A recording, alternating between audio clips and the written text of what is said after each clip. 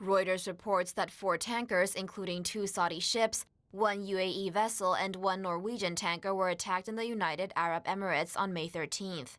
According to an insurance report by the Norwegian Shipowners Mutual War Risks Insurance Association, the attacks against the tankers may have been carried out by a nearby vessel. The ship is thought to have released underwater drones carrying around 30 to 50 kilograms of high-grade explosives to detonate on impact. In the report, the insurance company detailed the factors that led them to believe the attacks were organized by Iran's elite Revolutionary Guards, or IRGC.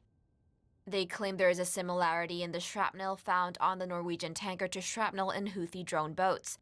The IRGC has also previously supplied the Houthi militia with drone boats equipped with explosives and GPS systems for improved accuracy during strikes.